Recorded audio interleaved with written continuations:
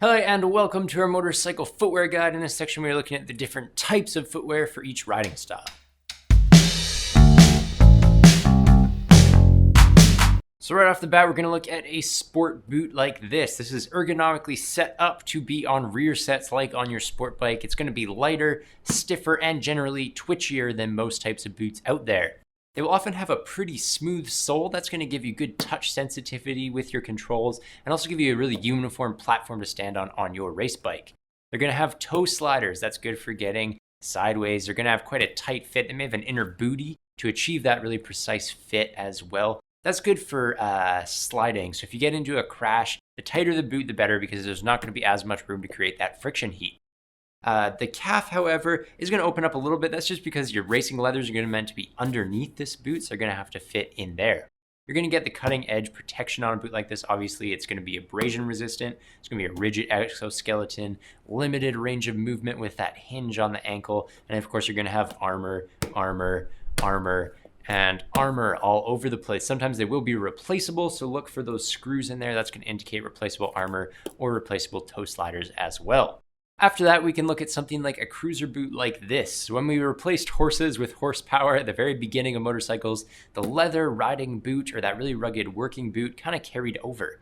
And for that reason, it's still very popular, very stylish on cruiser bikes. So something like this, pretty rugged look. Again, looks like a work boot, looks like your riding boot. That's going to be popular on cruisers. It's set up for a neutral or a forward bias foot peg. That's going to be good for cruisers as well.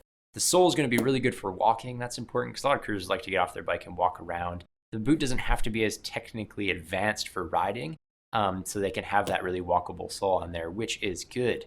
That said, you can get all the technical features you want from a cruiser boot. This one is pretty armored. It's waterproof, so you can get all these features if you need them, or you can get just basically a pretty standard leather boot to work with. Cruiser boots can be short, medium, or full height. It really depends what you want. You can go with wherever your style guides you. The other thing to note is that you're probably going to want to stick your chaps or your jeans over the top, so you're going to want to make sure that the cuff isn't that big. As far as leather goes, full grain leather is going to develop a nice natural patina for you, as opposed to top grain, which is going to look a little bit more plasticky. But either way you go, look for perforation and ventilation because both full grain and top grain leathers are going to be hot in the summertime. After that, we can look at something like a touring boot like this. Touring boots are going to be medium or full height. It's really whatever you want to look for, but they are set up for a neutral foot peg position ergonomically.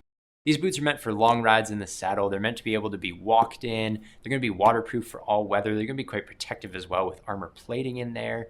They're really meant to do a bit of everything. And of course, that's important for tours because you're going to be in these boots all day when you're riding, long hours in the saddle, when you're getting off sightseeing, whatever you are doing. This boot has to handle it. They can do it, but of course the cost and weight are going to go up a little bit as well when you're looking at a touring boot that needs to accomplish all those tasks. Touring boots are on a sliding scale though. This one tends more towards the sporty side. You're going to see touring boots that tend more towards the cruiser side as well. Really just depends where your style is with that, whether you're riding a sport tour, whether you're riding a long distance cruiser, whatever it is that you're doing. After that, we can look at commuters. So you are a motorcyclist for a couple hours of the day. The rest of the day, you're a regular office worker or whatever you have to do, where you're going. With that, you're going to want to look for something like this. Commuters will wear, their full touring boot, their full sport boot, whatever. Most often, though, they're going to go for a short boot like this. They're going to come up to the ankle, but no further. But you will get exactly like any other features of a motorcycle boot in something like this. It's going to be armored. It's going to be impact resistant, abrasion resistant. It's going to be heat resistant. The sole's going to be set up good for foot pegs. You're going to get all those features, and of course, they disguise it in a stylish shoe. So when you get to where you're going, you can just walk around the office and look normal, not out of place. You can get any kind of styles here. They can be sporty, they can be rugged, they can be waterproof, whatever you need to get from it. And of course, they are always easier to walk in because they are going to be a short boot. After that, we can look at an ADV adventure riding boot or a dual sport boot like this. Now, it's quite similar to a motocross boot in this model because it's a full height one. But ADV boots will often come, sort of mid-height as well. Basically, it's similar to an MX boot in that it's built pretty bulletproof, a lot of hard buckles, very limited range of movement, very, very firm. So you can put a foot down when you're cornering in the off-road, dig into sand, dig into rocks, dig into gravel, whatever, and your foot's going to be fine in something like this. So it's very protective, very stiff, like a motocross boot. But the reason that it's going to be an ADV or dual sport boot is it's just a little bit softer in a few areas. There's less buckles, there's going to be more leather. This one's waterproof. Some of them are going to be insulated as well, which are just nice features to have when you're doing highway riding, long distance riding, that kind of thing. That's really what sets apart an ADV boot from a true motocross boot. This would be a true motocross boot. So it's got loads of buckles, loads of armor everywhere, very precise fit, very limited fit. It's going to limit your range of movement a lot. So when you're putting your foot down in that off-road terrain, you're not exploding your ankle. This thing can pretty much take anything.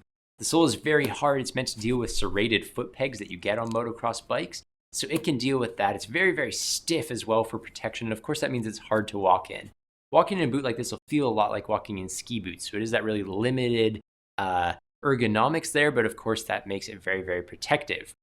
Motocross boots should be well ventilated. It's very hot, very, very physical sport. So you're gonna want that for sure. They may be waterproof, really depends if you ride in the rain. You can decide for yourself whether that's important. You're gonna wanna look for more buckles. That generally indicates a better fit. A more premium boot is gonna have more buckles. And that's gonna mean that you are gonna get a better fit from it. It's gonna have more precise patterning there. The other thing you're gonna wanna look for is screws on the armor plating. That indicates that it may be removable.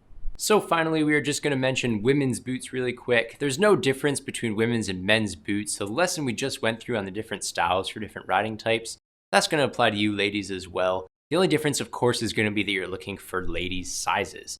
So you're gonna have to find that. There may be some colorways as well. They're a little bit pink or flowery. That make differences too, but other than that, the same principles apply.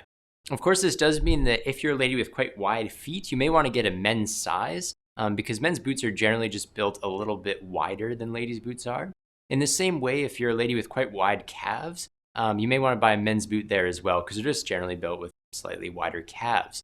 Of course, the reverse is true of men with narrow feet and men with narrow calves there. There's a conversion chart for converting between women's and men's sizes in our fitment section.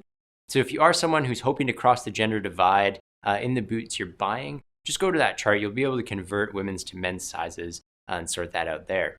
That's it for this section on the different types of motorcycle footwear. We have loads more coming up in this guide, but for this bit, thank you very much for watching.